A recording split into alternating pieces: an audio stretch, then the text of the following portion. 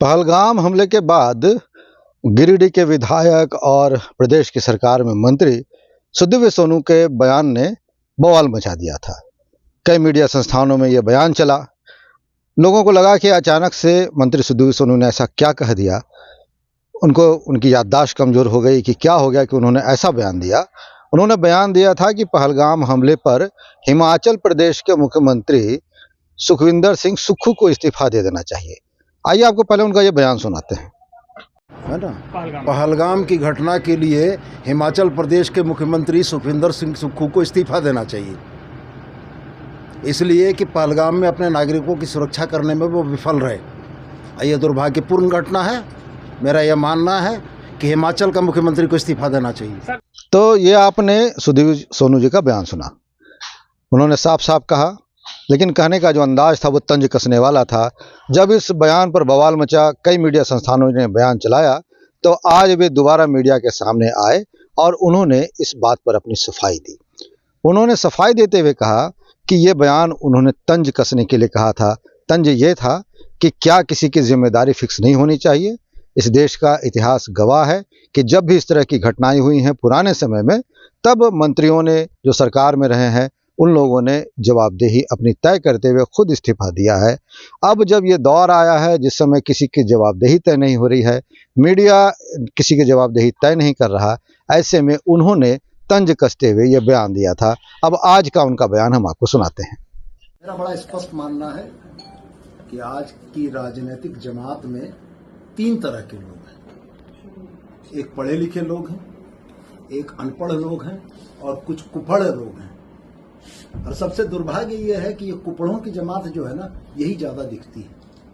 कल के मेरे बयान पर, भूगोल के ज्ञान पर बहुत सारी चीजें मुझको बताई गई।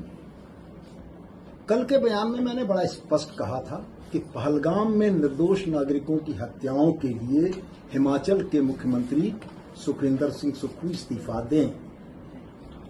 ये हमने इसलिए कहा था कि आजाद भारत में सार्वजनिक जीवन के लिए बड़े उच्च नैतिकतावादी मानदंडों की स्थापना हमारे पूर्ववर्ती नेताओं ने की।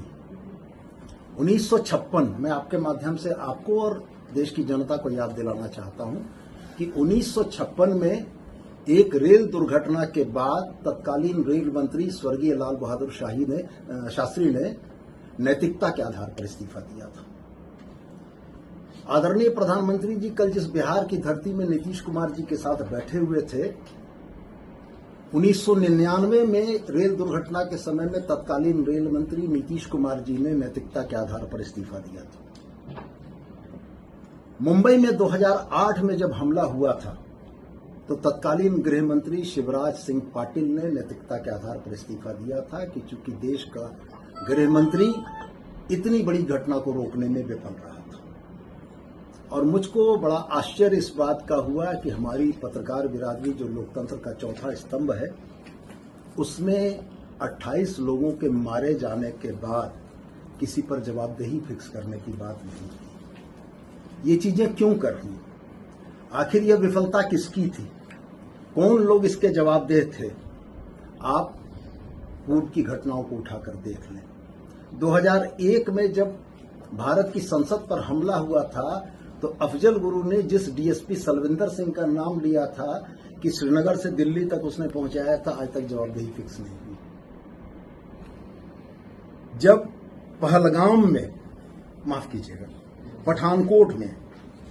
पठानकोट में एयरबेस के ऊपर हमला हुआ था, उस समय भी कोई जवाबदेही फिक्स नहीं हुई।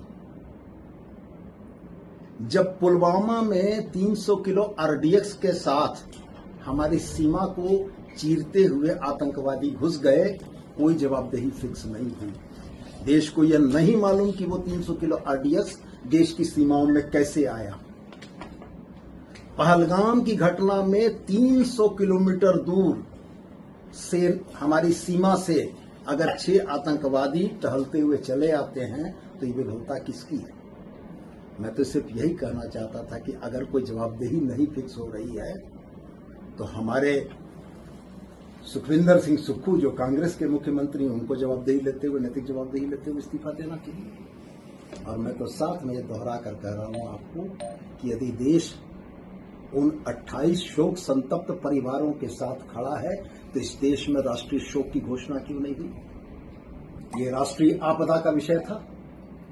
अगर हम जबानी नहीं, दिल से अपने उन 28 भाइयों और बहनों के साथ खड़े हैं, तो इस देश को राष्ट्रीय शोक की घोषणा करनी चाहिए थी, और ये पूरा देश उस राष्ट्रीय शोक के साथ उन परिवारों के साथ होता। तो मैंने तो सिर्फ इतना ही कहा था कि अब बदले हुए इस नए भारत में घटनाओं की जवाबदेही फिक्स नहीं होती है। हमारे आदरणीय नेता प्रतिपक्ष, झारखंड के भारतीय जनता पार्टी के प्रदेश अध्यक्ष, उन्होंने मुझको मेरे बयान को फूहड़ बताया।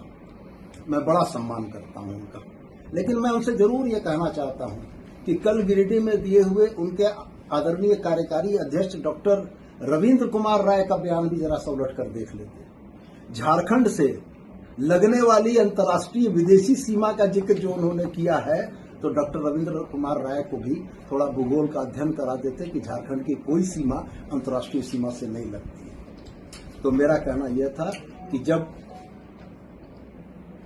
पत्रकार नेताओं का काम करने लगे, तब नेताओं को पत्रकार का काम करना चाहिए।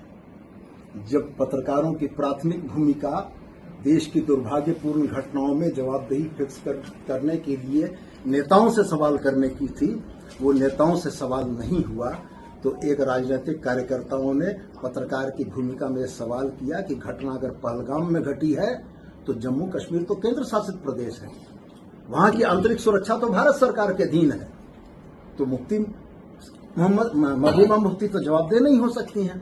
तो सुखविंदर सिंह सुक्खू को जवाबदेह होना चाहिए, भगवंत सिंह मान को जवाबदेह होना चाहिए कि कैसे ये घटना घट गई। तो मैं सिर्फ आपसे, आपके माध्यम से यही कहना चाहता हूं कि भारतीय जनता पार्टी के जो हमारे फाजिल मित्र सड़कों पर उतरकर आंदोलन कर रहे हैं, तो वो भी इस बात को जरा स्पष्ट करें कि वो उनका आंदोलन किसके खिलाफ है। देश की कुर्सी पर भारतीय जनता पार्टी के आदरणीय प्रधानमंत्री हैं। देश की सीमाओं की रक्षा की जवाबदेही जिन पर है, वो रक्षा मंत्री भारतीय जनता पार्टी के हैं।